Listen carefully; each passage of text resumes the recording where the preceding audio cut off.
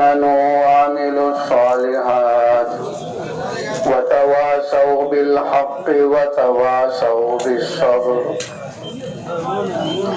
وقال الله سبحانه وتعالى كنتم خير أمة أخرجت للناس تأمرون بالمعروف وتنهون عن المنكر وتؤمنون بالله.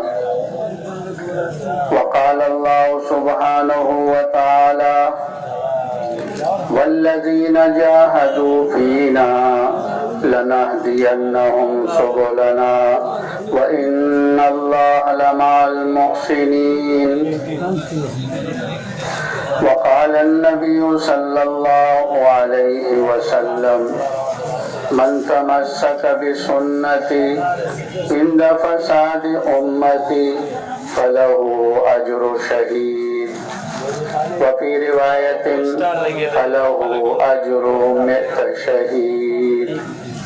وقال النبي صلى الله عليه وسلم من جعل الهموم هما واحدا هم آخرته كفاه الله هم الدنيا وفي رواية كفاه الله هم الدنيا وهم الآخرة. وقال النبي صلى الله عليه وسلم بلغوا عني ولو آية. وقال النبي صلى الله عليه وسلم لغدوة في سبيل الله أو روحة خير من الدنيا وما فيها أو كما قال عليه الصلاة والسلام.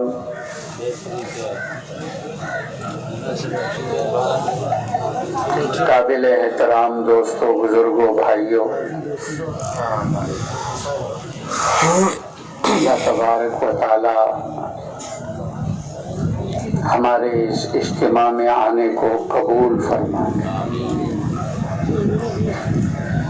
ہمارا اور آپ کا یہاں جمع ہونا یہ کوئی رسمی رواجی نہیں ہے کہ نشستن گفتن برخاستن والی بات ہے، بلکہ ہم اور آپ یہاں ایک بہت اونچے کام کی نسبت سے جمع ہوئے اور ایک بہت اونچی محنت کی نسبت سے جمع ہوئے اور ایک بہت اونچے مقصد کے لیے جمع ہوئے.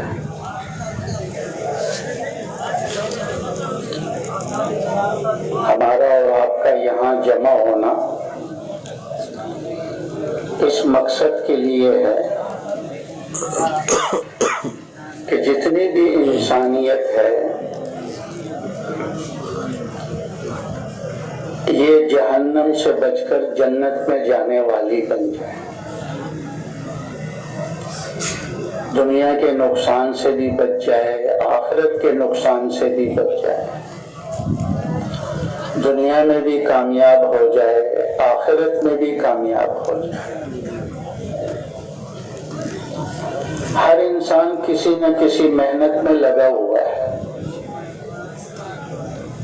اللہ نے اس جہان کو محنتوں کا جہان بنایا ہے، لیکن ہر ایک اپنی محنت سے کامیاب نہیں ہوتا. وہ انسان کامیاب ہوتا ہے جس کی محنت کی ترتیب صحیح ہو.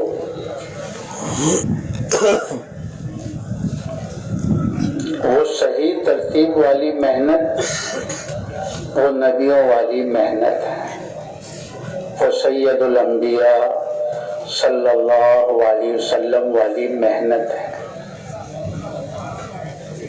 تو ہمارا اور آپ کا یہاں جمع ہونا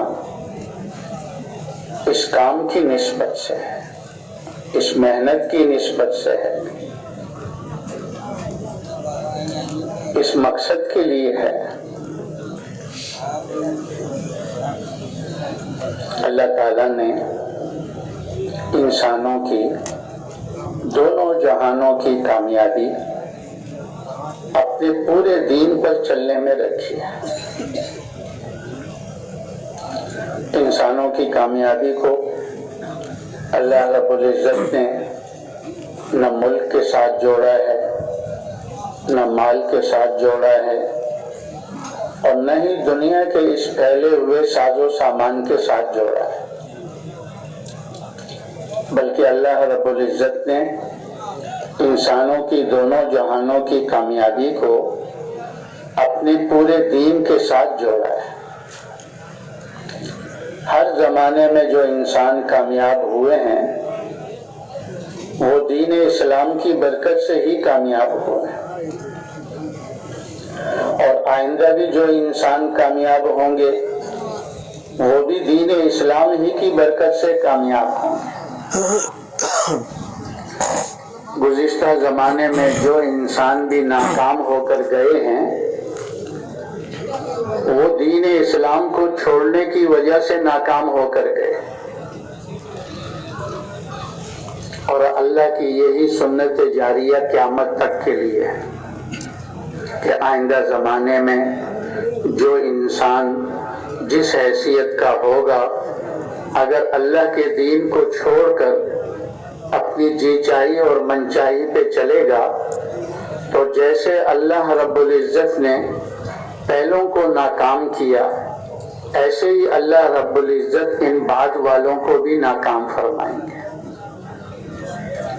تو کامیابی کا جو راستہ ہے وہ اللہ کا دین ہے۔ دین کے علاوہ اگر انسان کو نظر آ رہا ہے یہ انسان کی آنکھ کا دھوکہ ہے، اور یہ دھوکہ موت پر کھل جائے گا، لیکن موت پر انسان پر دھوکہ کھلے پھر اس کے کسی کام کا نہیں ہے، کیونکہ جس کی جو گھڑی آتی ہے اسی گھڑی میں اس کو دنیا سے آخرت کی طرف منتقل ہونا ہوتا ہے۔ انسان جو اب دنیا میں آیا ہے یہ اب ختم نہیں ہوگا، بلکہ اس کا ایک عالم سے دوسرے عالم میں انتقال ہوتا چلا جائے گا۔ عالم ارواح سے ماں کے پیٹ میں منتقل ہوا، ماں کے پیٹ سے آسمان و زمین کے پیٹ میں آیا ہے، پھر یہاں سے اس کا انتقال زمین کے پیٹ میں قبر میں ہوگا، پھر وہاں سے اس کا انتقال حشر کے میدان میں ہوگا، پھر آگے دو ٹھکانے ہیں جہاں انسان نے ہمیشہ رہنا ہے، یا جنت ہے جو اللہ کا مہمان خانہ ہے جو اللہ نے اپنے نیک بندوں اور بندیوں کے لیے بنایا ہے، یا دوسرا جہنم ہے جو اللہ کا جیل خانہ ہے، قید خانہ ہے جو نافرمان بندوں اور بندیوں کے لیے اللہ نے بنایا ہے۔ یہ دو ٹھکانے ہیں۔ تو انسان جو دنیا میں آیا ہے اب یہ ختم نہیں ہوگا، بلکہ اس کا ایک عالم سے دوسرے عالم میں انتقال ہوتا چلا جائے۔ تو موت پر انسان پر یہ دھوکہ کھلے کہ کامیابی ملک میں نہیں ہے، مال میں نہیں ہے، دنیا کے اس پھیلے ہوئے ساز و سامان میں نہیں ہے، تو پھر اس کے ہاتھ سے وقت نکل چکا ہوگا، پھر اس کو کوئی مہلت نہیں ملے گی۔ ہاں، موت سے پہلے پہلے اگر اس دھوکے سے نکل جائے تو پھر انسان اپنی اصلاح کر لیتا ہے، اپنے معاملے کو اللہ سے درست کر لیتا ہے، توبہ کر لیتا ہے، استغفار کر لیتا ہے، اللہ سے معافی مانگ لیتا ہے، باقی زندگی کو اللہ کی اطاعت اور فرما برداری میں دین اسلام کے مطابق گزارنا شروع کر دیتا ہے۔ اللہ نے یہ جو توبہ کا دروازہ کھلا رکھا ہے یہ موت تک کھلا ہے۔ اللہ تبارک و تعالیٰ جانتے ہیں کہ یہ میرے بندے ہیں، ان کے ساتھ نفس بھی لگا ہوا ہے، ان کے ساتھ شیطان بھی لگا ہوا ہے، اور یہ دونوں دشمن اس کو میرے راستے سے ہٹائیں گے، میرے دین سے ہٹائیں گے، میرے احکامات سے روکیں گے۔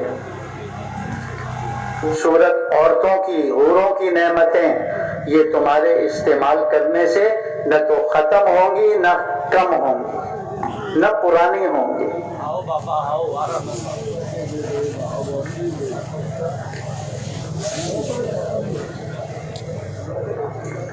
دنیا کے غم بھی عارضی ہیں، ختم ہو جائیں گے، لیکن موت سے جو غم شروع ہوگا، تنگی شروع ہوگی، وہ بڑھتی چلی جائے گی۔ تڑپا تڑپا کے روح کو نکالا جائے گا۔ کہتے روح نکلتے ہوئے اس انسان کو اتنی تکلیف ہوگی جیسے ایک زندہ پرندے کو سلاخ میں پرو کر آگ پر پکایا جائے، کہ جس کے جسم پر 1000 وار تلوار کے لگائے جائیں چھنی چھنی ہو جائے گا۔ کہتے اس سے زیادہ اس کو تکلیف ہوگی۔ تڑپا تڑپا کی روح کو نکالا جائے گا۔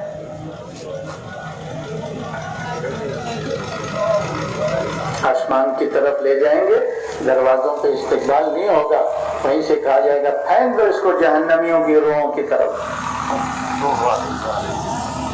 یہاں رشتہ دار اس کو غسل دیں گے، کفن دیں گے، جہنم کا کفن پہلے ہی فرشتے اس کو پہنا دیں گے، اور جب قبر میں پہنچے گا کہتے ہیں ہٹ چھو آئے وہاں۔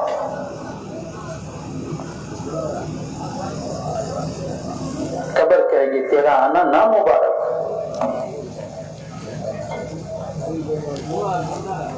اور قبر تنگ ہو جائے گی، پسلیاں ایک دوسرے میں گھس جائیں گی۔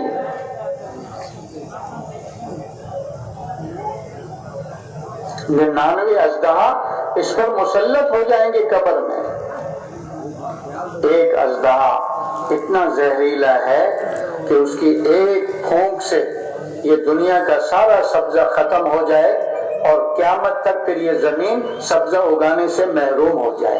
اتنا زہر ہوگا اس کے ایک پھونک میں۔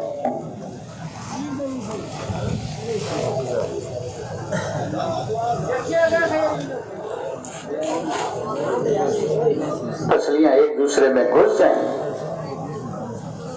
جہنم کی کھڑکی کھول دی جائے گی، جہنم کے آگ کا بستر اس کے نیچے بچھا دیا جائے گا، اور جب قیامت کے دن اللہ اٹھائیں گے چہرہ سیاہ ہوگا، ہائے افسوس، ہائے شرمندگی کے نعرے لگا رہا ہوں۔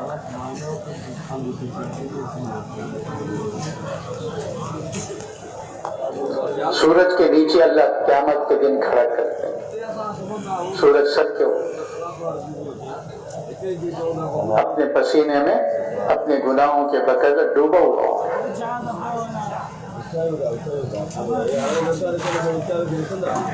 حساب کتاب میں سختی ہوگی، جس سے پوچھ لیا کہ یہ کیوں کیا، بس گیا وہ۔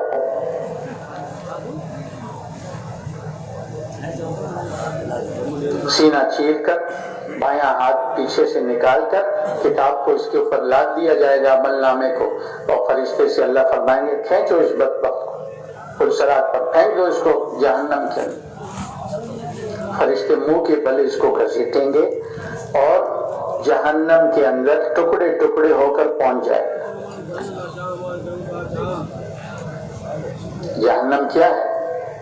اللہ کا قید خانہ ہے۔ جیسے جنت کی نعمتوں کا انسان دنیا میں تصور نہیں کر سکتا، ایسے ہی جہنم کی تکلیفوں کا بھی دنیا میں انسان تصور نہیں کر سکتا۔ کہتے جہنم کی آگ اس دنیا کی آگ سے 70 درجے تیز ہے۔ کہتے جہنمی کو اس جہنم کی آگ سے نکال کر اس دنیا کی آگ میں ڈال دیا جائے تو اس کو نیند آ جائے گی۔ کوئی ایک انگارہ اپنے ہاتھ پہ رکھ سکتا ہے، ایک چنگاری برداشت کر سکتا ہے؟ جہنمی کو اس دنیا کی آگ میں نیند آ جائے گی۔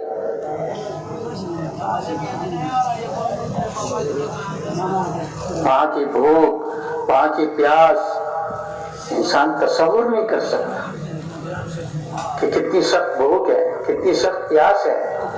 اور میں مخلوق کی بھوک کو جمع کیا جائے، مخلوق کی پیاس کو جمع کیا جائے تو ایک جہنمی کی بھوک کا ایک جہنمی کی پیاس کا مقابلہ نہیں کر سکتا۔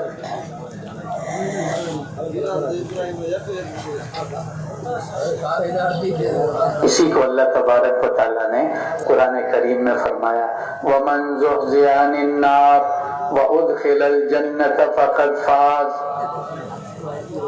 کہ جو قیامت کے دن جہنم سے بچا لیا گیا اور جنت میں داخل کر دیا گیا، پس تحقیق یہ انسان کامیاب ہو گیا، یہ انسان کامیاب۔ کامیابی کے نعرے لگ رہے ہیں نا، میں کامیاب، میں کامیاب، میں کامیاب، اور اللہ فرما رہے ہیں کون کامیاب ہو گیا؟ جو جہنم سے بچا لیا گیا اور جنت میں داخل کر دیا گیا، بس تحقیق یہ انسان کامیاب ہو گیا۔ تو میرے بھائیوں، دوستوں، بزرگوں، اللہ نے اپنے بندوں پر فضل فرمایا، کرم فرمایا، ہر زمانے میں نبیوں کو بھیجا کہ نبی آ کر لوگوں کو یہ بات سمجھاتے تھے، یہ بات بتاتے تھے، صحیح محنت پر ڈالتے تھے، غلط محنت سے روکتے تھے کہ انسان دنیا میں بھی کامیاب ہو جائے، آخرت میں بھی کامیاب ہو جائے۔ تو نبیوں کا سلسلہ اللہ رب العزت نے آدم علیہ نبینا علیہ الصلوۃ والسلام سے چلایا، ہمارے اور آپ کے نبی حضرت محمد صلی اللہ علیہ وسلم تک اللہ نے نبیوں کے سلسلے کو جاری رکھا۔ حضور صلی اللہ علیہ وسلم کو اللہ پاک نے خاتم النبیین بنا کر بھیجا، رحمت للعالمین بنا کر بھیجا، کافۃ للناس بشیرا و نذیرا بنا کر بھیجا۔ آپ صلی اللہ علیہ وسلم نے 23 سال یہ محنت فرمائی، لوگوں کو اللہ کی طرف بلانا، اللہ کے دین کی طرف بلانا، آخرت کی طرف بلانا۔ 23 سال آپ نے یہ محنت فرمائی۔ اس 23 سال کی محنت کی برکت سے دین بھی مکمل ہوا اور سارا جزیرہ عرب اسلام میں داخل ہو گیا آپ کی زندگی میں 23 سال کی محنت کی برکت سے۔ پھر اللہ نے آپ کو اپنے پاس بلا لیا، آپ رفیع اعلیٰ کے پاس چلے گئے، آخرت کی برزخ کی زندگی شروع ہو گئی۔ اب نبی اور رسول کوئی آنے والا نہیں ہے کہ لوگوں کو اللہ سے ڈرائے۔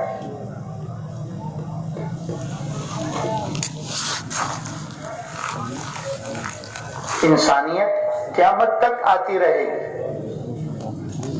اور نبی اور رسول کوئی آنے والا نہیں ہے۔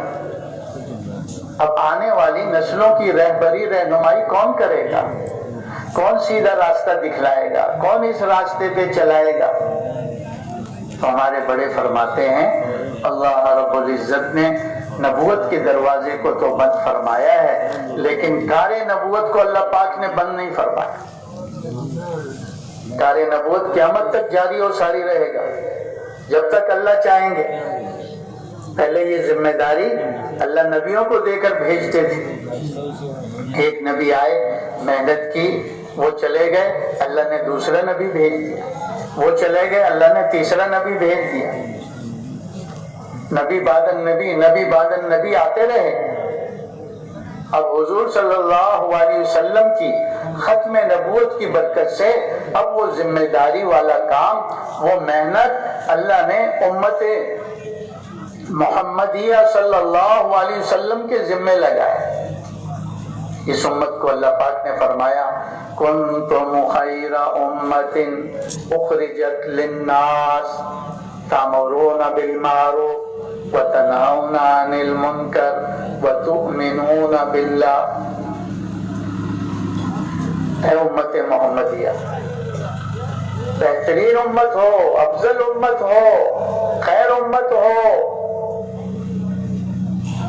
اور وجہ کیا ہے کہ تم لوگوں کو نیکی کی طرف بلاتے ہو، دین اسلام کی طرف بلاتے ہو، برائی سے منع کرتے ہو، بے دینی سے روکتے ہو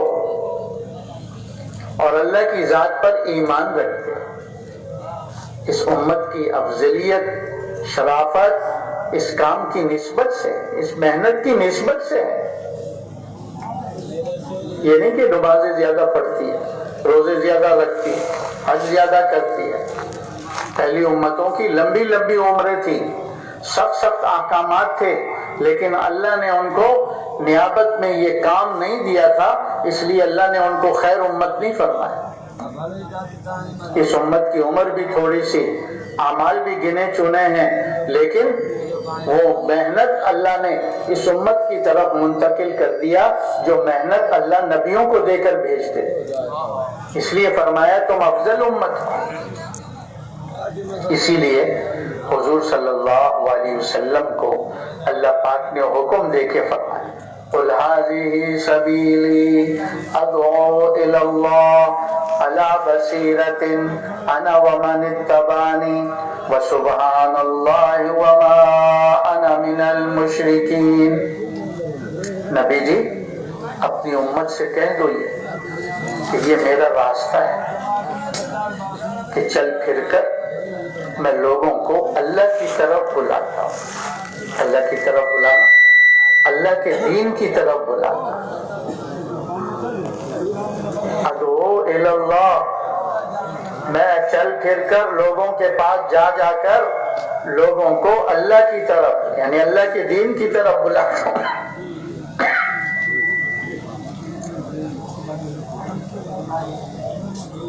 علی بصیرت، کہ پورے یقین کے ساتھ میری یہ دعوت ہے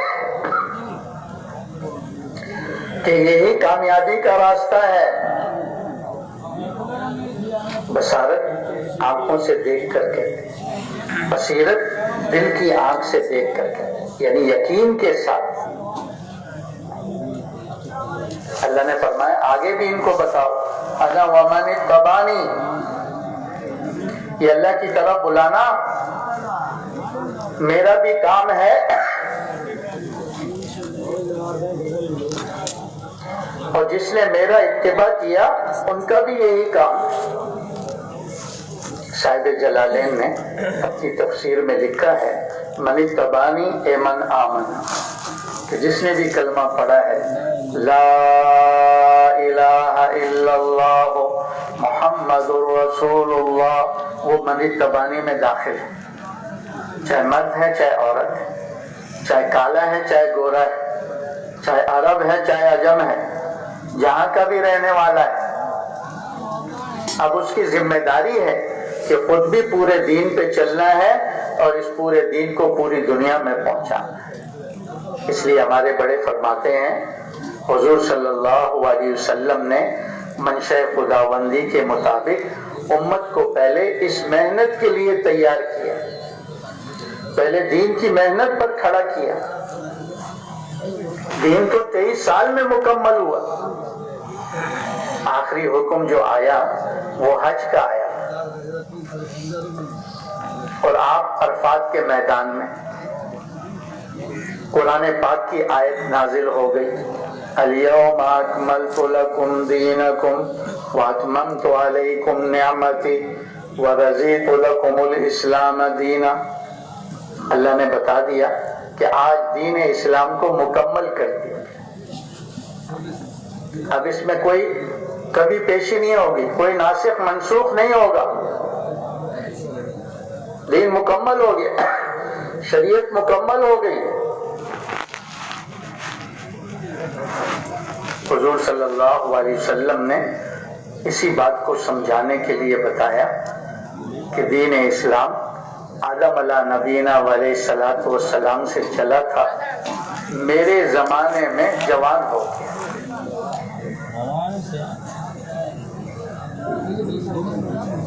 دین اسلام آدم علیہ السلام سے چلا تھا، میرے زمانے میں جوان ہو گیا۔ پھر مثال دے کے سمجھایا، بچہ ہوتا ہے اس کو ایک کرتا پہنا دیتے، جب وہ بڑا ہو جاتا ہے یہ کرتا چھوٹا ہو جاتا ہے، پھر اس کے ناپ کا جوڑا پہناتے، سال 2 سال میں وہ بھی چھوٹا ہو جاتا، پھر اس کے ناک کا جوڑا پہنا. تو جب جوان ہو جاتا ہے اب قد کا رکنا بڑھ جاتا ہے، رکنا قد کا بڑھنا رک جاتا ہے. اب جو 14-15 سال میں پہنا ہے وہ 24-25 سال، 34-35 سال، 44-45 سال، 54-55 سال، موت تک وہ سوٹ اس کو پورا آتا ہے. تو دین اسلام سارے نبیوں کا ایک ہی تھا. شریعتوں میں تھوڑا تھوڑا فرق ہوتے ہوتے حضور صلی اللہ علیہ وسلم پر اللہ نے دین اسلام شریعت کو بھی مکمل کر دیا. اب اس میں کوئی کمی پیشی نہیں ہوگی، کوئی کمی پیشی نہیں. اور اللہ پاک کے ہاں دین اسلام ہی قابل قبول ہے. اللہ نے دین اسلام کی برکت سے سارے ادیان کو اللہ نے باطل قرار دے دیا، منسوخ کر دیا ہے. دین اسلام کو چھوڑ کر جو بھی چلے گا وہ اپنا نقصان کرے گا. حضور صلی اللہ علیہ وسلم تشریف فرما ہے، ابو بکر رضی اللہ عنہ آپ کے ساتھ ہیں. حضرت عمر رضی اللہ عنہ باہر سے آئے، کسی نبی کے صحیفوں میں سے کوئی ورقہ ان کے ہاتھ میں تھا، اس میں نصیحت کی باتیں تھیں. وہ آ کر حضور صلی اللہ علیہ وسلم کے سامنے پڑھنے لگے. جیسے جیسے وہ پڑھ رہے تھے حضور صلی اللہ علیہ وسلم کے چہرے کا رنگ بدلتا چلا جا رہا، غصے کی وجہ سے سرخ ہو رہا.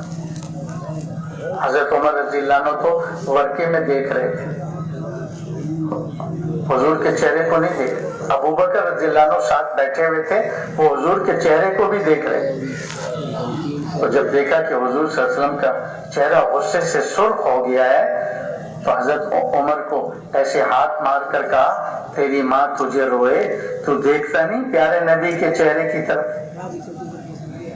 جب انہوں نے اس ورقے سے چہرہ ہٹا کر حضور کے چہرے پر نظر ڈالی تو غصہ سرخ، فوراً پڑھنے لگے، رضیت باللہ ربا وبالاسلام دینا وبمحمد صلی اللہ علیہ وسلم رسولا ونبیا. بار بار اس کو پڑھنا، بار بار اس کو پڑھنا. حضور صلی اللہ علیہ وسلم کے چہرے کے غصے کے آثار ختم ہوئے. حضور نے فرمایا، عمر سن، حضرت موسیٰ علیہ السلام اصلی تورات کے ساتھ آ جائیں اور اس پر عمل کریں، میرا اتباع نہ کریں، وہ بھی نجات نہیں پا سکتے، وہ بھی نجات نہیں پا سکیں گے.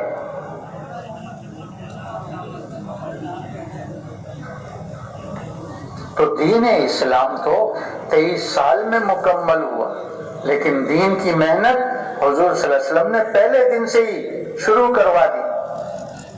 مردوں میں ابو بکر رضی اللہ عنہ کلمہ پڑھ کے مسلمان ہوئے، اپنے دوستوں میں گئے اور ان کو ترغیب دے کر حضور کی خدمت میں لائے.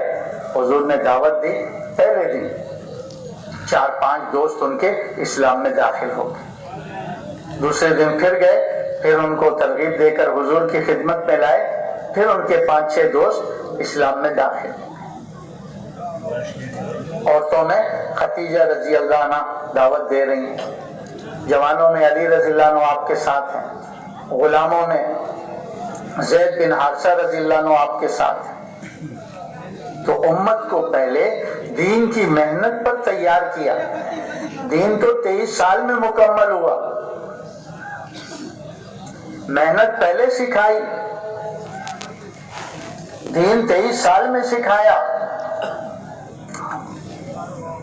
جس محنت سے دین دنیا میں پھیلتا ہے اس محنت پر امت کو پہلے تیار کیا.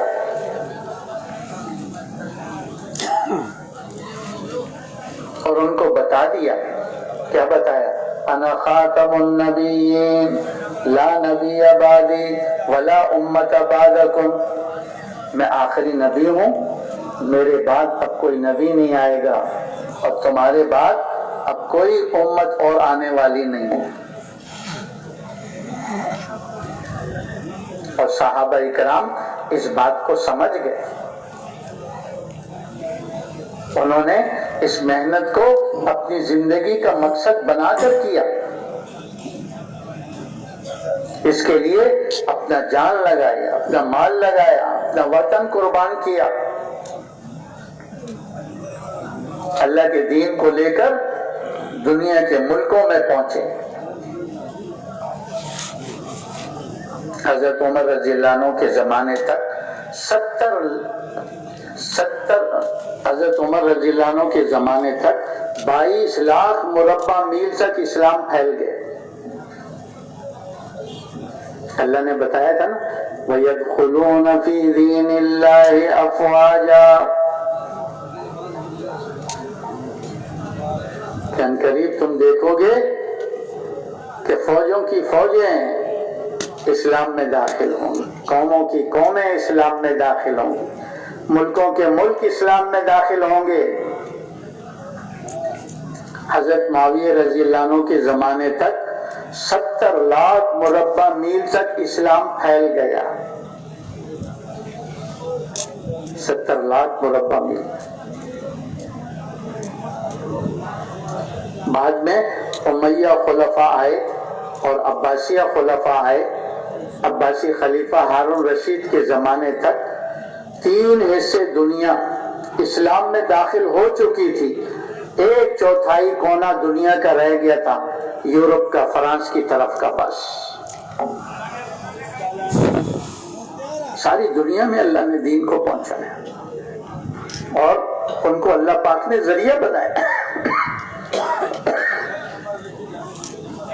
اس لیے کہ وہ اپنے مقصد کو سمجھ گئے تھے، اپنے کام پر تھے، اپنی ڈیوٹی پوری کر رہے تھے۔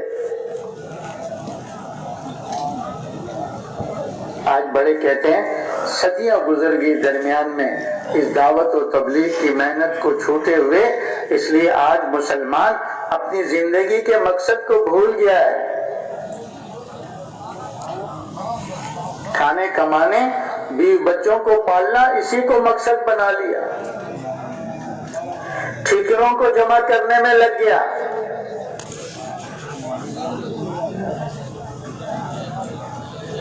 اس لیے اپنا نقصان تو کر رہا ہے، لیکن یہ تو ساری انسانیت کا نقصان ہو رہا ہے کہ امت اپنے کام کو چھوڑ بیٹھے۔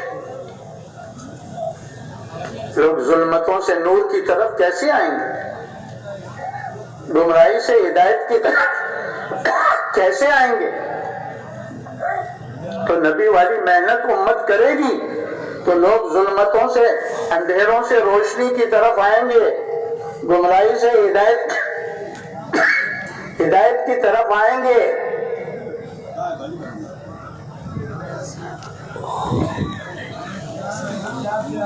آج مسلمان اپنی زندگی کے مقصد کو بھول گیا ہے۔ کیا کہتا ہے؟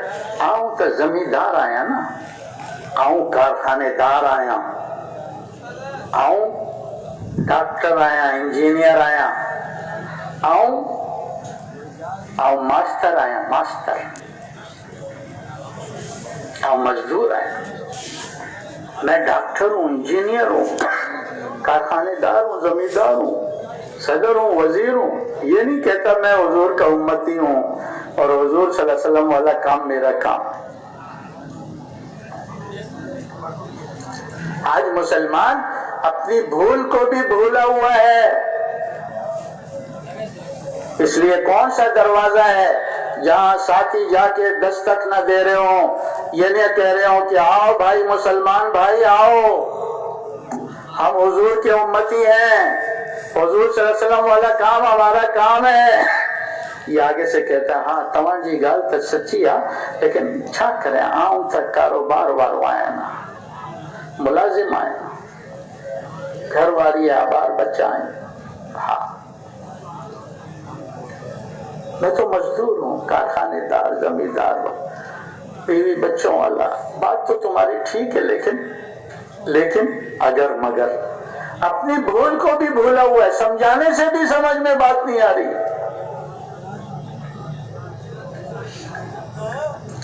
ہمارے بڑے فرماتے ہیں یہ جو اللہ کے راستے میں نکالنا ہے، نکلو نکالو، اس مقصد کے لیے ہے کہ مسلمان اپنی زندگی کے مقصد کو پہچانے، اپنے کام پر آئے۔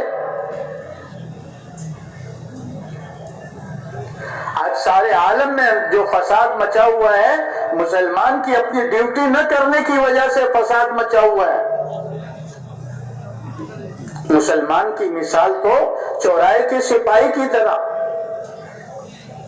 چوراہے کا سپاہی اگر اپنی ڈیوٹی دے رہا ہے تو لوگوں کی جان بھی محفوظ، مال بھی محفوظ، اور یہ سپاہی کھڑے ہو کر کونے میں چائے پی رہا ہے اور اپنے اور کسی تقاضے میں لگا ہوا ہے تو لوگوں کی جان بھی جا رہی ہے، لوگوں کے مال کا بھی نقصان ہو رہا ہے، ایکسیڈنٹ ہو رہے ہیں۔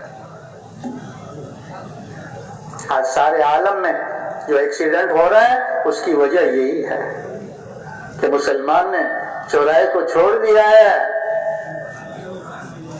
میری بچوں کے لیے سبزیاں خریدنے میں لگا ہوا ہے،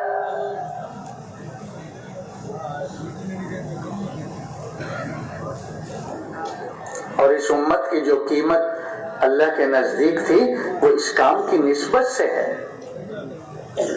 جب یہ کام پر تھی اللہ کی مدد اس کے ساتھ تھی، کوئی اس کی طرف ٹیڑھی آنکھ سے، بیلی آنکھ سے دیکھنے والا نہیں تھا۔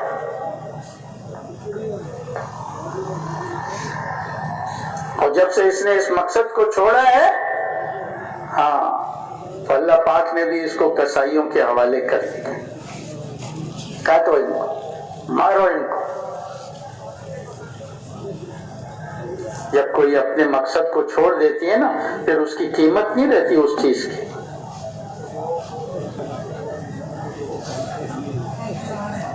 بھینس جب تک دودھ دیتی ہے نا، سب گھر والا ان کی خدمت کر رہا ہے، کوئی اس کی مالش کر رہا ہے، کوئی نہلا رہا ہے، کوئی چارہ دے رہا ہے، کوئی پانی، کوئی یہ، کیوں؟ دودھ دیتی ہے، کھیر پہ دیتی ہے، سب گھر والے اس کی خدمت کر رہے ہیں۔ اور جب وہ چھوڑ دیتی ہے دودھ دینا تو کیا کرتے ہیں؟ کسائی کے حوالے، پھیرو اس کے گردن پر چھری، کر دو اس کے ٹکڑے ٹکڑے۔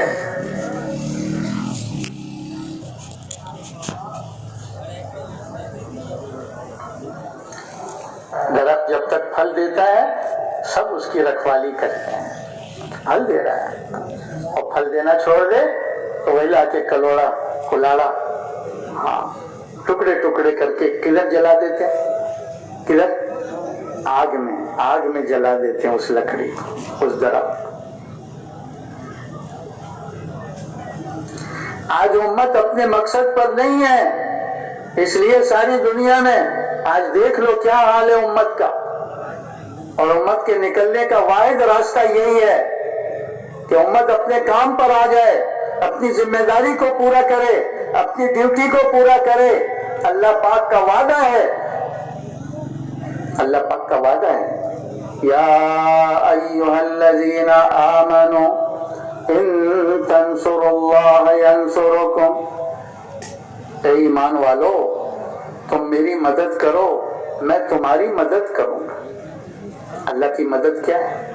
اللہ کے دین کی مدد، کہ اللہ کے دین کو ساری دنیا میں پھیلاؤ۔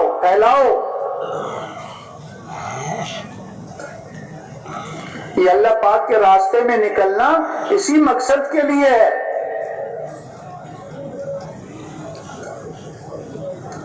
مسلمان تجارت کے لیے نہیں آیا، زراعت کے لیے نہیں آیا، ملازمت کے لیے نہیں آیا، کھیتیوں کے لیے نہیں آیا۔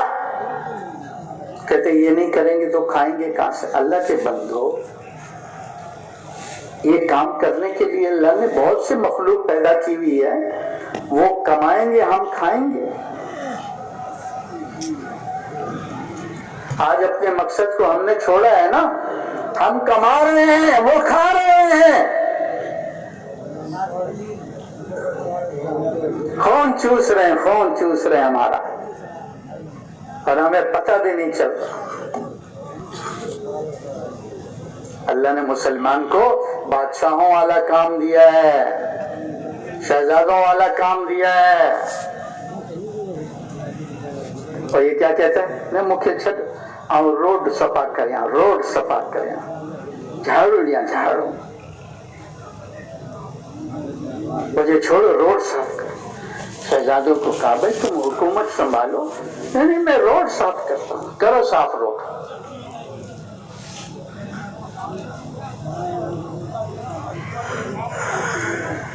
امت اپنے کام پر آ جائے. ہمارا اور آپ کا جمع ہونا اس مقصد کے لیے ہے. اس محنت کو ساری امت میں، اس محنت پر ساری امت کو تیار کرنا ہے. یہ نکالنا اسی مقصد کے لیے ہے کہ نکلے بغیر یہ کام سمجھ میں نہیں آتا. ہر کام کو سمجھنے کے لیے ماحول کی ضرورت ہے. ہر کام کو سیکھنے کے لیے ماحول میں آنا پڑتا ہے. ہر کام کو سیکھنے کے لیے، سمجھنے کے لیے کیا کرنا پڑتا ہے؟ ماحول میں چلنا. ماحول کا بغیر ہم نہ تو سمجھی سکے پانچی زندگی جو مقصد کی. ہر کم جو لائے پانچی ماحول کی ضرورت ہے. تبلیغ میں یہ ماحول ٹھائن جو لائے، مسجدن میں، گھرن میں، علاقن میں، شہرن میں، گوٹھن میں، پوری دنیا میں یہ ماحول ٹھائن کی ضرورت ہے. ساری دنیا میں یہ ماحول بنانے کی ضرورت ہے. ماحول ہوگا تو بچہ بھی سمجھے گا کہ میری زندگی کا کیا مقصد ہے. ہاں اے اللہ تیرے کلمے کو ساری دنیا میں بلند کرنا یہ میری زندگی کا مقصد ہے. میں مسلمان ہوں، میں حضور کا امتی ہوں، حضور صلی اللہ علیہ وسلم والا کام میرا کام ہے.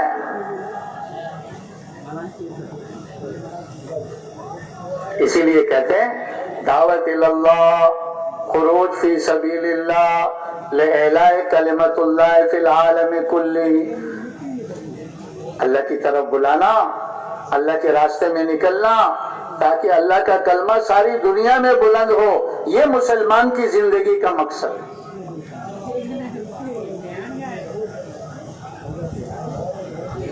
تو اس کے لیے ہمارا سب کچھ لگ جائے پھر کیا ہوگا؟ اللہ تبارک و تعالی ہمارا حشر صحابہ کے ساتھ، ہمارا حشر نبیوں کے ساتھ، ہمارا حشر حضور صلی اللہ علیہ وسلم کے ساتھ اللہ فرمائیں.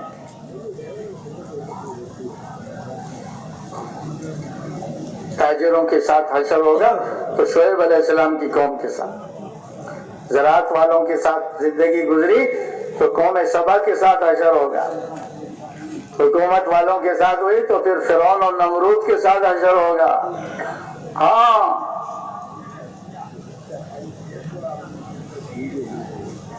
منجی پارٹی وڈی تو حشر کس کے ساتھ ہوگا؟ نوح علیہ السلام کی قوم کے ساتھ، اکثریت کا نعرہ لگانے والے. تو جب اللہ کے دین کی محنت کی تو اللہ پاک نبیوں کے ساتھ، صحابہ کے ساتھ، دین کی محنت کرنے والوں کے ساتھ حشر فرمائیں گے.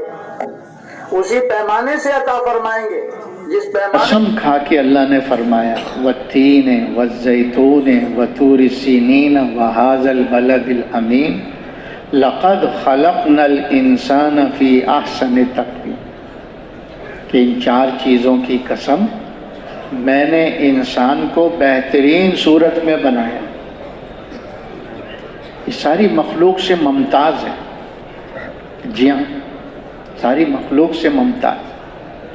اسی لیے اللہ پاک نے فرمایا وَلَقَدْ كَرَّمْنَا بَنِي آدَمَ، کہ ہم نے آدم کی اولاد کو مکرم بنایا، محترم بنایا. جی ہاں، تو اللہ نے ہمیں بغیر مانگے انسانوں میں سے بنایا، ماں کی گود میں پیدا کر دیا. اب زبان سے بھی ہمیں اللہ کا شکر ادا کرنا چاہیے اور عمل سے بھی شکر ادا کرنا چاہیے کہ انسان کو اللہ پاک نے دنیا میں اپنا خلیفہ بنا کر بھیجا. اللہ نے اس کو اپنے خلافت کا مقام عطا فرمایا. ہاں، اور اللہ چاہتے ہیں کہ یہ انسان ہمارے حکموں کے مطابق زندگی گزارے، ہمارے حکموں کے مطابق. تو انسان تو بہت سے آئے اور آئندہ بھی آئیں گے. ان انسانوں میں سے جو اللہ کو پسند ہیں وہ مسلمان ہیں، جو کلمہ پڑھنے والے ہیں، لا الہ الا اللہ.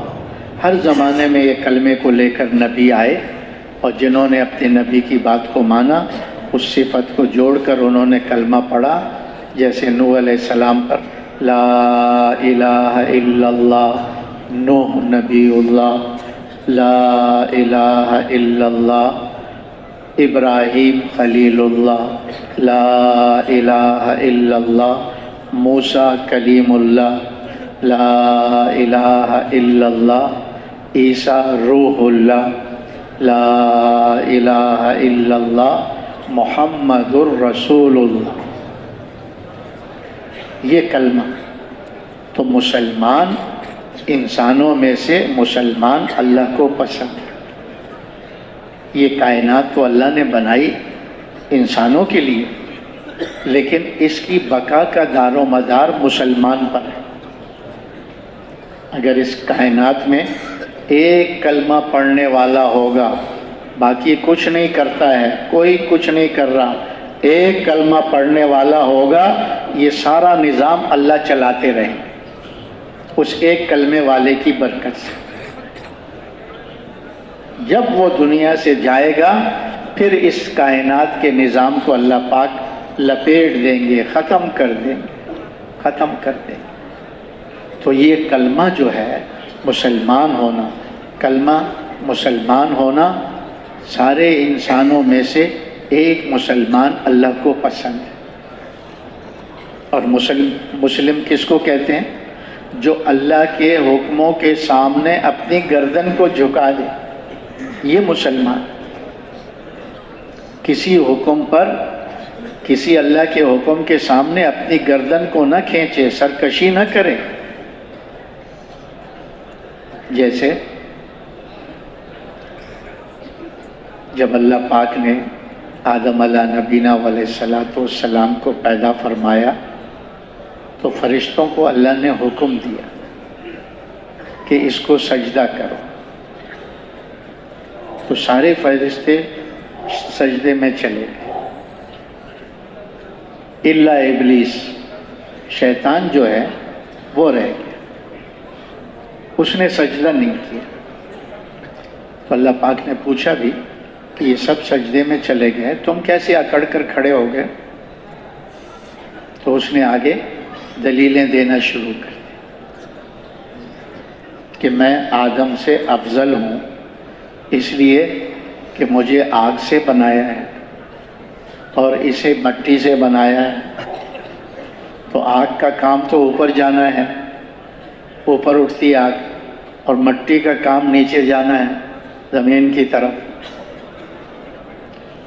اس کی یہ کہنا تھا کہ آپ آدم کو کہتے کہ وہ مجھے سجدہ کرے۔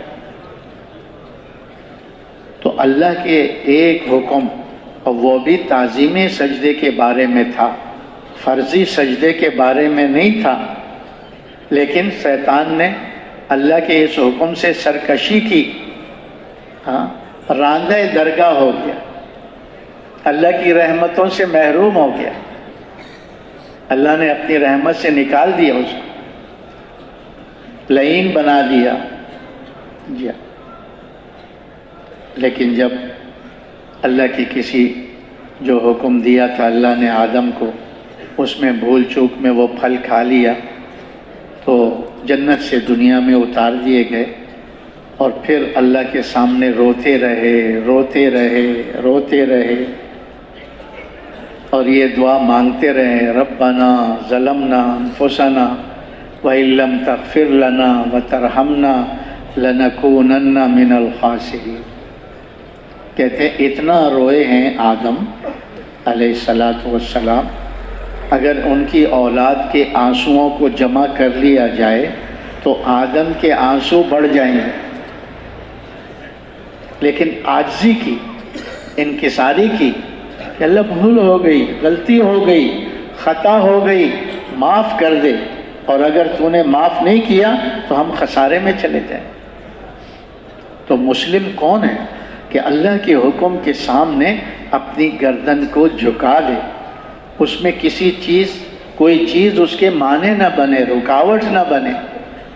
اللہ تعالیٰ نے ابراہیم علیہ السلام کا واقعہ ذکر فرمایا ہے۔ ابراہیم علیہ السلام جد الانبیاء ہیں، انبیاء علیہ الصلوۃ والسلام کے دادا، اللہ نے ان کی ایک بیٹے اسحاق علیہ السلام سے 70,000 نبی بھیجے، 70,000، اور ایک بیٹے اسماعیل علیہ السلام کی اولاد سے ایک نبی بھیجے، لیکن وہ سارے نبیوں کے امام بن کر آئے، سارے نبیوں کے سردار بن کر آئے۔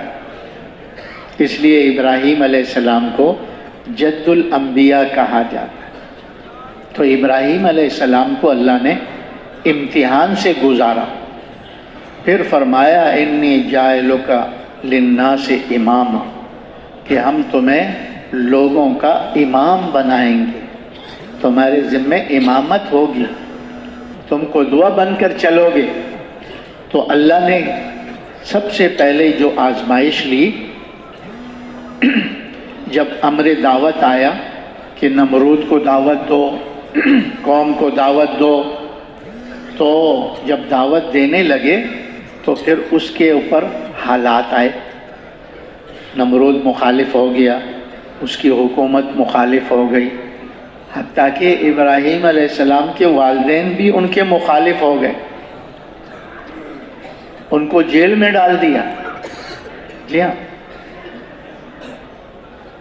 اور امر دعوت کے ملنے پر جب دعوت کا کام شروع کیا اللہ کے حکم سے، لوگوں کو، نمرود اور قوم کو اللہ کی طرف بلانے لگے، ہاں جی، تو اس کی وجہ سے یہ وزیر اعظم کے بیٹے تھے، اور اس زمانے میں الیکشن نہیں ہوتے تھے کہ بعد میں الیکشن ہوں گے تو وزیر اعظم بنے گا، کہتے ہیں وزیر اعظم کی جگہ اس کے بیٹے کو وزیر اعظم بناتے تھے۔ تو ابراہیم علیہ السلام اپنے باپ کے بعد وزیر اعظم بھی بننے والے تھے، اور نمرود ساری دنیا کا بادشاہ گزرا ہے، ساری دنیا کا بادشاہ گزرا، لیکن ابراہیم علیہ السلام نے اس کو نہیں دیکھا کہ وزارت عظمیٰ سے محروم ہوں گا، ہاں جی، جیل جانا پسند کر لیا، اور پھر کچھ عرصے کے بعد ماں باپ نے بھی سمجھایا، انہوں نے بھی سمجھایا، لیکن ہاں جی اپنے کام سے کہ میں اللہ کی طرف بلانے والا ہوں، اللہ کو مانو، اللہ کی مانو، مجھے اللہ نے بھیجا ہے۔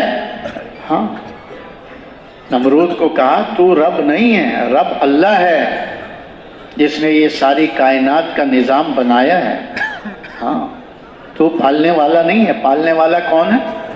اللہ ہے، اور اللہ پالنے میں اس دنیا کے کسی نقشے کا محتاج نہیں ہے، لا الہ الا اللہ، ہاں، اللہ پالنے میں کسی نقشے کا محتاج نہیں۔ جی ہاں، تو ابراہیم علیہ السلام کو پھر انہوں نے آگ میں ڈالنے کا وہ واقعہ یوں پیش آیا کہ ابراہیم علیہ السلام کسی موقع پر ان کا کوئی تہوار تھا، خوشی کا دن تھا، تو ابراہیم علیہ السلام کو بھی کہا ہمارے ساتھ چلو، تو ابراہیم علیہ السلام نے کہا کہ میں تو بیمار ہوں، نہیں جاتا۔ تو قوم اچھے اچھے کھانے پکا کر، ان کا جو بت خانہ تھا، نمرود کو بھی رب مانتے تھے اور بتوں کی بھی پوجا کرتے تھے، بتوں کے بھی سجدے کرتے تھے، بتوں سے بھی مانگتے تھے، اپنے ہاتھ کے بنائے ہوئے بت، ہاں، تو اچھے اچھے کھانے وہ دن میں پکا کر وہاں رکھ کر بتوں کے سامنے، اور جا کر کھیل کود میں لگ گئے۔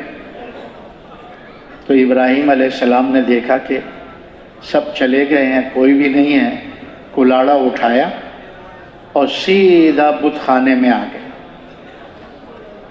ان کے سامنے کھانے پڑے ہوئے تھے، تو ابراہیم علیہ السلام نے بتوں سے مخاطب ہو کر کہا ارے کھاتے کیوں نہیں ہو، یہ اچھے اچھے کھانے پڑے، کھاؤ نا، کھاؤ کھاؤ۔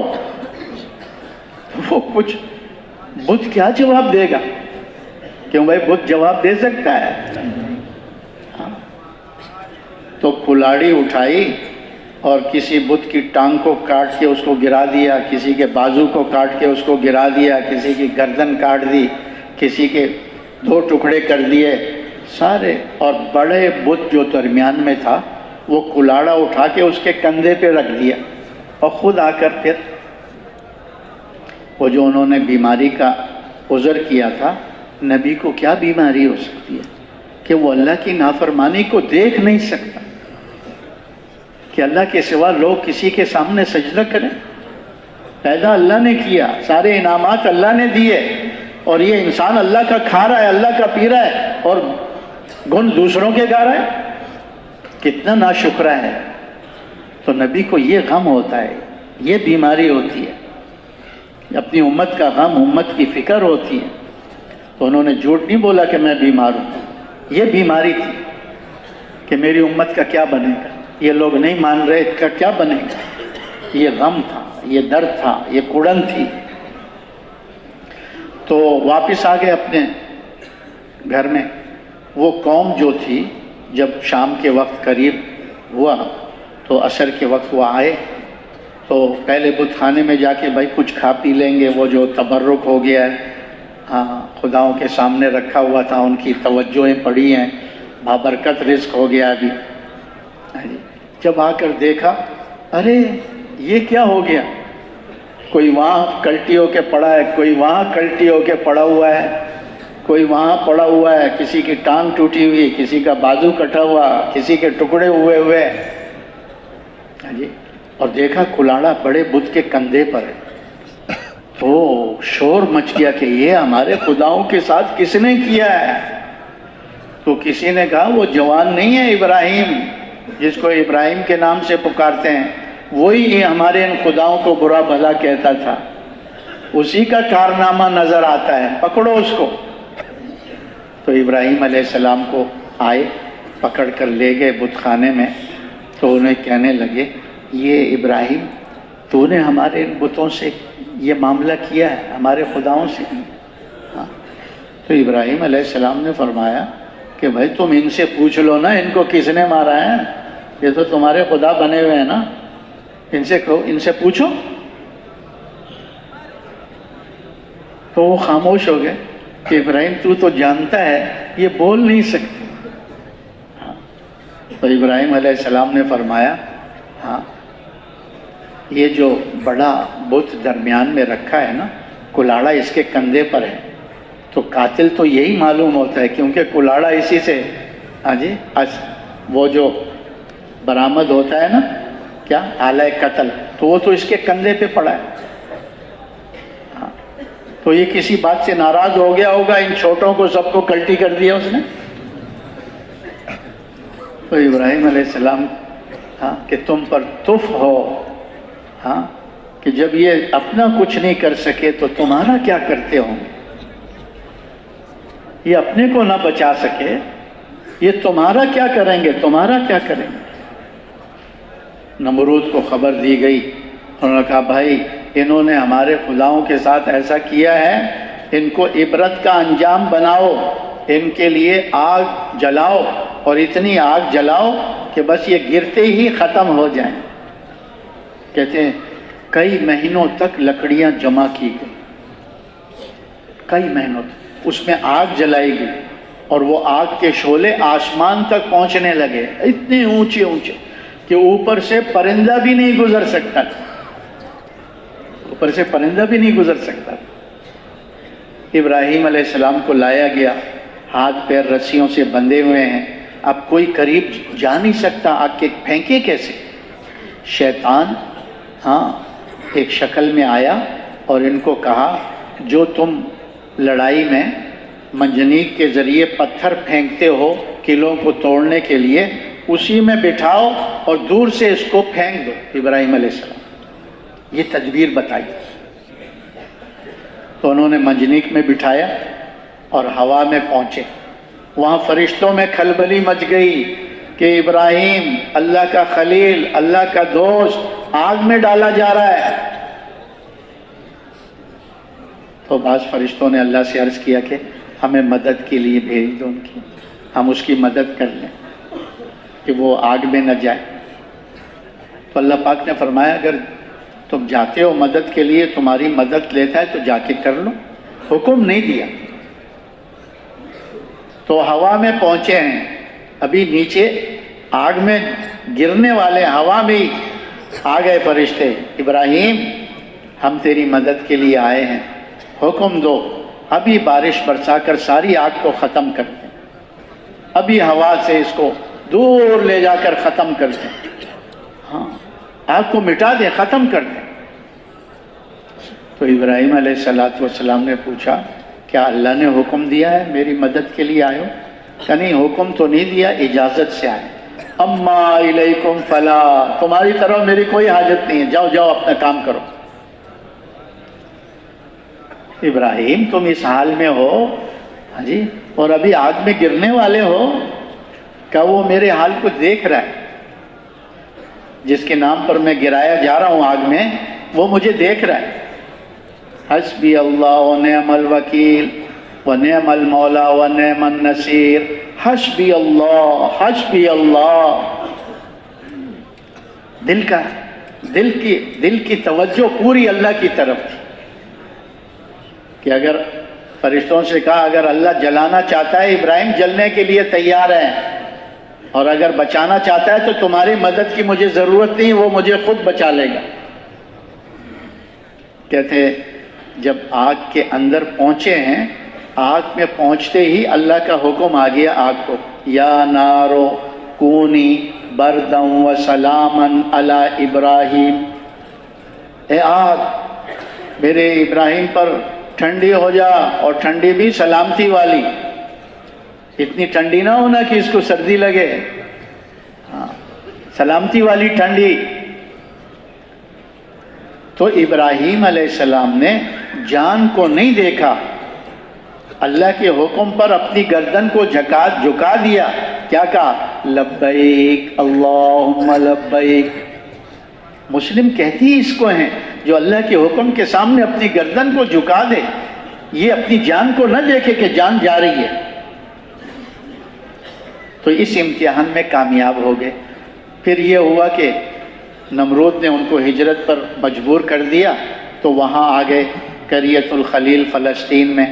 اللہ نے بڑھاپے میں ان کو اولاد دی، جس بیوی سے بچہ ہوا اس کے بارے میں اللہ نے حکم دیا کہ اس بیوی اور بچے کو وہاں جا کے چھوڑو جہاں زندگی کے کوئی آثار نہیں ہیں، موت کے سارے سامان ہیں، جاؤ میرے حکم پر چھوڑ کر آؤ۔ ابراہیم علیہ السلام بیوی کو لیا، بچے کو لیا، روانہ ہو گئے، اور جبرائیل علیہ السلام آپ کے ساتھ ساتھ بتا رہے ہیں کہ یہ جگہ ہے، یہاں چھوڑو، جہاں بیت اللہ ہے وہاں پر، کہ یہاں چھوڑو۔ جب چھوڑا اور واپس مڑے تو بیوی نے دیکھا یہ تو واپس جا رہا ہے، کہ بھئی کیسے ہمیں یہاں چھوڑ کے جا رہے ہو؟ تو اللہ نے بولنے سے بھی منع کر دیا تھا کہ راستے بھر جاتے جاتے بولتے رہو، اٹھتے رہو، کھلاتے رہو، پلاتے رہو، جب واپس آؤ تو ان سے کوئی بات نہیں کرنی ہے، ان کی بات کا کوئی جواب نہیں دینا ہے۔ تو جب 2-3 دفعہ اماں ہاجرہ نے پوچھا ان سے کہ کس لیے یہاں چھوڑ کے جا رہے ہو، کیا مقصد ہے، تو کوئی بات نہیں کی، تو سمجھ گئی کہ یہ اللہ کے نبی ہیں اور یہ اللہ کے امر کے بغیر کوئی کام نہیں کرتے، تو ضرور ہمارے بارے میں اللہ کی طرف سے امر آیا ہوگا۔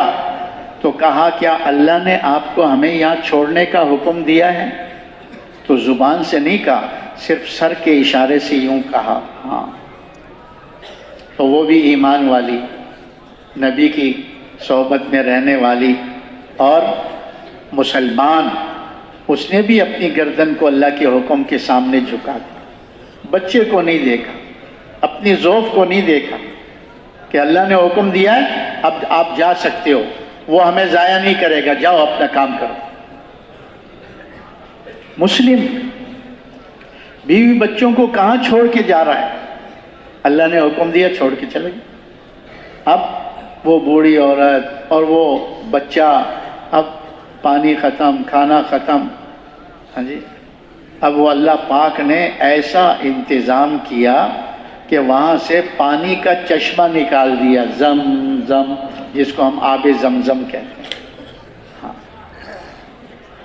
ساری چیزوں کی حیات اللہ فرماتے ہیں میں نے پانی کے ساتھ رکھی ہے، پانی کے ذریعے سے۔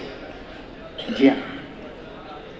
پھر کچھ دنوں کے بعد آئے بیوی کو دیکھنے، بچے کو دیکھنے. تو اسماعیل کچھ چلنے پھرنے کے قابل ہو گیا تھا، توتلی زبان سے کچھ بولنے بھی لگا تھا. تو جب واپس گئے، ہاں جی، تو اب اسماعیل علیہ السلام آنکھوں کے سامنے، کوئی بچہ دیکھتے تھے تو اسماعیل آنکھوں کے سامنے، کوئی بچہ روتے ہوئے، کچھ ہنستے ہوئے، کچھ کھیلتے ہوئے، تو اسماعیل آنکھوں کے سامنے. تو اللہ پاک نے خواب میں ان کو دکھایا کہ اسماعیل کو ہمارے حکم پر ذبح کر، ہمارے نام پر ذبح کر. ایک رات خواب دیکھا، دوسری رات خواب دیکھا، تیسری رات خواب دیکھا. نبی کا خواب جو ہوتا ہے وہ وحی کی ایک قسم ہے. چل پڑے اور پہنچے وہاں. تو بیوی سے کہا کہ بچے کو تیار کرو، میں اپنے دوست سے ملانے کے لیے لے جا رہا ہوں. توریہ استعمال کی. دوست سے ملانا، اللہ کی دوست، ابراہیم علیہ السلام کی دوستی کس سے تھی بھائی؟ اللہ سے تھی. اللہ کے خلیل تھے اور اللہ سے ملانے کے لیے لے جا رہے تھے. تو اللہ سے تو آدمی ملے گا کب؟ مرنے کے بعد. تو بتا بھی دیا بیوی کو کہ اللہ دوست سے ملانے لے جا رہا ہوں. توریہ استعمال کیا. تو اور اللہ سے آدمی کب ملتا ہے؟ بولو، مرنے کے بعد ملاقات ہوگی اللہ سے. تو لے کر چلے اور منی میں پہنچے اور بچے سے کہا کہ بھائی یوں معاملہ ہے، میں تجھے اللہ کے نام پہ ذبح کرنا چاہتا ہوں، اللہ کا حکم ہے. وہ بیٹا بھی نبی کا، اور نبی ماشاءاللہ بننے والا، اس نے کیا کہا؟ ابا جان، جو اللہ نے آپ کو حکم دیا ہے کر گزرو، میری پرواہ نہ کرو، مجھے صبر کرنے والوں میں سے پاؤ گے. پھر خود ہی کہا مجھے اوندھا لٹا دینا اور اپنی آنکھوں پہ پٹی باندھ لینا. ایسا نہ ہو کہ آپ کی اور میری نگاہ ملے اور آپ کا ہاتھ اللہ کے حکم کو پورا کرنے سے ہل جائے، لرزا جائے. ایسا بھی نہ ہو. اللہ کے حکم کو پورا کر لو، ذبح کر دو مجھے. وہ شیطان جو تھا نا پیچھے، وہ گیا اماں ہاجرہ کے پاس اور کیا کہا؟ ارے تیرا بچہ کہاں ہے؟ کہتے باپ کے ساتھ گیا. کہاں لے گیا؟ کہ دوست سے ملانے لے گیا. کہتے نہیں، وہ ذبح کرنے لے گیا. ذبح کرنے ہے. کیا کرنے لے گیا؟ ذبح کرنے. اس نے کہا بڑھاپے میں اللہ نے اولاد دی ہے، کوئی باپ اپنے بچوں کو ذبح کرتا ہے؟ نہیں کرے گا. وہ شیطان کہنے لگا کرے گا، یہ کہنے لگی نہیں کرے گا. تو شیطان کو سچ بولنا پڑ گیا کہ وہ کرے گا، کیونکہ اللہ نے اس کو حکم دیا ہے. اس پر حاجرہ علیہ السلام نے کہا لا حول ولا قوت الا باللہ. تو شیطان معلوم ہوتا ہے، شیطان. کیونکہ اللہ کے حکم کو پورا کرنے میں رکاوٹ کون بنتا ہے بھائی؟ کون بنتا ہے بھائی؟ شیطان بنتا ہے. تو شیطان ہے. یہ ایک اسماعیل کیا، ہزاروں اسماعیل اللہ کے نام پر قربان. باپ قربان کرنے کے لیے تیار، ماں قربان کرنے کے لیے تیار، بیٹا قربانی دینے کے لیے تیار. ہاں، جب پوری قوت سے چھری چلائی، چھری کو کیا حکم تھا؟ کیوں بھائی کوئی مخلوق اپنی طرف سے کوئی نفع نقصان دیتی ہے؟ مخلوق کا نفع نقصان کس کی طرف سے؟ ساری مخلوق اللہ کے قبضے میں ہے. جیسے آگ نے ابراہیم علیہ السلام کو نہیں جلایا، کیوں نہیں جلایا؟ کہ اللہ کا امر نہیں تھا. اسی طرح چھری کو بھی اللہ کا امر کہ خبردار اسماعیل کا ایک بال نہیں کٹنا چاہیے. کھال تو دور کی بات ہے، بال بھی نہیں کٹنا چاہیے. اور نبی میں 40 جوانوں کی طاقت ہوتی ہے. جی ہاں، پوری طاقت سے چلا رہے ہیں. تو جب اللہ نے دیکھ لیا کہ ابراہیم نے اپنے خواب کو سچا کر دکھایا، بچے کو میرے نام پر ذبح کرنے کے لیے چھری رکھ دی ہے، پھیر رہا ہے، تو فرشتہ آیا، اسماعیل علیہ السلام کو نکالا اور ایک مینڈا جنت سے، دمبا اس کی چھری کے نیچے کر دیا تو وہ چلا تو رہے تھے، جب چل گیا اور خون کا پھوارا بھی نکلا تو اب ابراہیم علیہ السلام مطمئن ہو گئے کہ ہاں اسماعیل قربان ہو گیا، اسماعیل ذبح ہو گیا، کیونکہ آنکھوں پہ پٹی بندھی ہوئی تھی۔ تو جب وہ ذبح ہو گیا، چھری رکھی اور پٹی کھولی، دیکھا کہ دمبا ذبح ہو گیا، اسماعیل تو کھڑا مسکرا رہا ہے۔ اسماعیل کیا کر رہا ہے؟ فرماتے ہیں اصل میں اسماعیل کی جو محبت ان کے دیکھنے کی وجہ سے بچوں کو دیکھ دیکھ کر اسماعیل یاد آ رہا تھا، اللہ پاک کو یہ بھی پسند نہیں آیا کہ ابراہیم بچوں کو دیکھ کر اسماعیل کو یاد کرے۔ اس محبت پر چھری رکھوائی تھی، اس محبت پر چھری رکھوائی تھی کہ اللہ کی محبت کے علاوہ کسی کی محبت نہ ہو۔ بیوی بچے کو ادھر چھڑوایا، یہ بیوی بچے جس بیوی سے اولاد ہوتی ہے نا، اس بیوی سے محبت بھی زیادہ ہوتی ہے۔ یہ وطن سے دور کرنا، اس محبت پر چھری رکھوانا کہ اللہ پاک یہ دیکھتے ہیں کہ میرے بندے کے دل میں میری محبت کے علاوہ کسی کی محبت غالب نہ ہو۔ اگر بیوی سے محبت ہے تو میری نسبت سے، بچے سے محبت ہے تو میری نسبت سے، میری نسبت سے کسی سے محبت ہے تو اللہ پاک نے کامیاب کر دیا۔ اور پھر اللہ نے اس گھرانے کی اس قربانی پر بیت اللہ کی تعمیر کروائی ان سے، ابراہیم علیہ السلام اور اسماعیل علیہ السلام سے۔ بیت اللہ تعمیر ہو گیا، یہ ہدایت کا مرکز۔ اللہ نے ان کی قربانی پر اور فرمایا اب تمہیں امام بنائیں گے، لوگوں کا امام بنائیں گے۔ تو آپ فرمایا آواز لگاؤ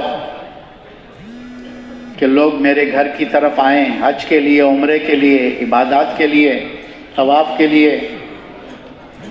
تو ابراہیم علیہ السلام نے عرض کیا باری تعالیٰ میری آواز تو ان پہاڑوں کے درمیان رہ جائے گی، پوری دنیا میں میری آواز کیسے پہنچے گی؟ تو اللہ پاک نے فرمایا آواز لگانا تمہارا کام ہے، پہنچانا اور اللہ کے لیے پہنچانا کوئی مشکل ہے؟ ابراہیم علیہ السلام نے آواز لگائی، اللہ نے ساری دنیا میں آواز پہنچائی۔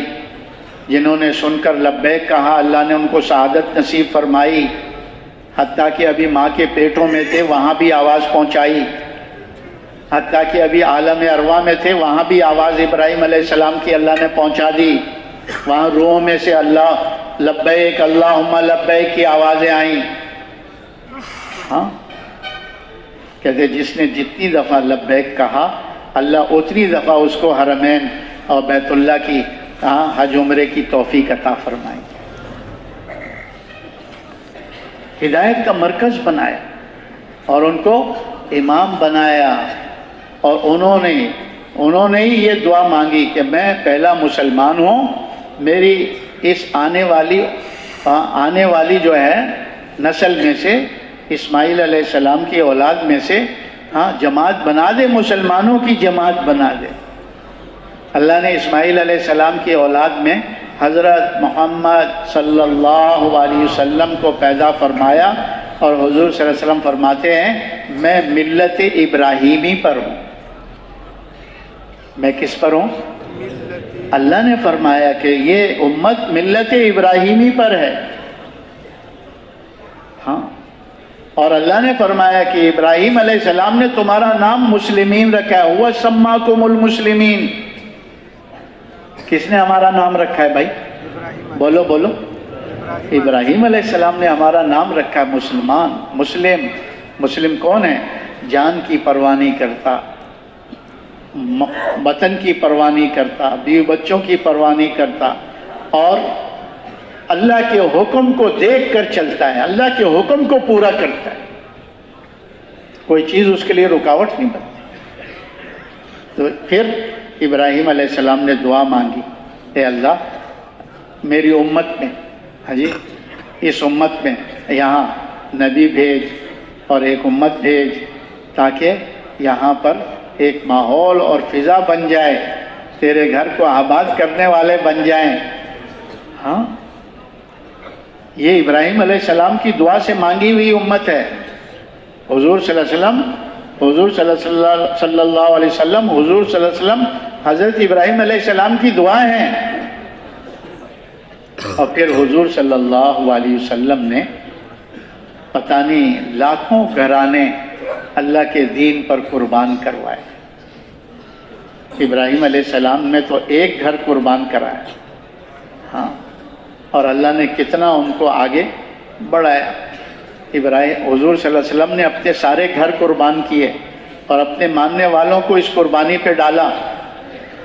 حجۃ الوداع کے موقع پر 1.25 لاکھ کا مجمع تھا، سب بیوی بچے سب کے ساتھ اللہ کے راستے میں نکلے اور محنت کرتے کرتے ساری دنیا میں ان کی قبریں بن گئی، ساری دنیا میں۔ تو اس امت میں اللہ پاک نے ہمیں پیدا کیا۔ امتیں تو پہلی نبیوں کی بھی تھی، لیکن اس امت کے بارے میں اللہ فرماتے ہیں یہ بہتر امت ہے، افضل امت ہے، خیر امت ہے۔ کیوں؟ کہ نبیوں والا کام کرے گی، نیکی کی طرف بلانا، برائی سے منع کرنا، اللہ کی ذات پر ایمان رکھنا، یہ اس امت کا کام ہے، نبیوں والا کام ہے۔ جی ہاں، تو بھائی اللہ پاک ہمیں انسان بنایا، مسلمان بنایا، حضور کا امتی بنایا، اور یہ حضور صلی اللہ علیہ وسلم کی ختم نبوت کی برکت سے اللہ نے ہمیں یہ اونچا کام عطا فرمایا۔ تو ہم خود بھی مسلمان عملی طور پر بنیں اور دوسروں کو بھی عملی طور پر مسلمان بننے کے لیے محنت کریں، اور جو حضور کی امت دعوت ہے ان پر بھی محنت کر کے ان کے لیے بھی اسلام کا دروازہ کھلوائیں۔ اس لیے کہ حضور صلی اللہ علیہ وسلم کو یہ غم تھا، یہ کڑن تھی، یہ فکر تھی کہ میرا کوئی امتی جہنم میں نہ جائے، میرا ہر امتی جنت میں جانے والا۔ یہ غم و فکر آپ کو لوگوں کے پیچھے پھراتا تھا۔ قولوا لا الہ الا اللہ، قولوا لا الہ الا اللہ، قولوا لا الہ الا اللہ محمد الرسول اللہ، کہ کلمہ پڑھ لو، کلمے والی زندگی گزار لو، تفلحو، دونوں جہانوں میں کامیاب ہو جاؤ گے۔ یہ دن کو آپ کو لوگوں کے پیچھے پھراتا تھا، کیونکہ وہ غم تھا، وہ کڑن تھی، وہ فکر تھی کہ میرا کوئی امتی جہنم میں نہ جائے۔ ایک یہودی کا جنازہ گزرا تو آپ کی آنکھوں میں آنسو آ گئے۔ کسی نے کہا حضرت یہودی کا جنازہ، کہاں ہے تو یہودی کا جنازہ، لیکن ہے تو میرا امتی، مر کے کہاں گیا؟ مر کے کہاں گیا؟ یہ جہنم میں گیا، میرا امتی ہے۔ ایک یہودی کا بچہ آپ کی مجلس میں آتا تھا، کچھ دن نظر نہیں آیا، تو حضور نے پوچھا کہ وہ جوان جو آتا تھا مجلس میں ہمارے، وہ کہاں ہے؟ کسی نے کہا حضرت وہ بیمار ہے۔ کہا چلو اس کی بیمار پرسی کر کے آئے، عیادت کر کے آئے۔ جب اس کے گھر گئے تو دیکھا وہ بیچارہ آخری سانسوں میں تھا۔ حضور نے فوراً دعوت دی، قل لا الہ الا اللہ، 4 مہینے پورے ہو جائیں گے۔ جی ہاں، تو اس وقت بڑھانا آسان ہے۔ تو جو چلے سے 3 چلے، 20 دن سے 3 چلے، 10 دن سے 3 چلے، 6 روزے سے 3 چلے، جو کہہ کے میں 3 چلے پورے کر کے جاؤں گا، وہ کھڑے ہو کے زیارت کراؤ۔ 3 چلے نقد، ارادہ نہیں، نقد، جو تیار ہے کہ میں انشاءاللہ 3 چلے پورے کر کے جاؤں گا، 3 چلے سے پہلے نہیں جاؤں گا، پہلے نہیں جاؤں گا۔ شیطان کہتا ہے ارے تیرے تو بہت سے کام ہیں پیچھے، ہاں جی، اس کام سے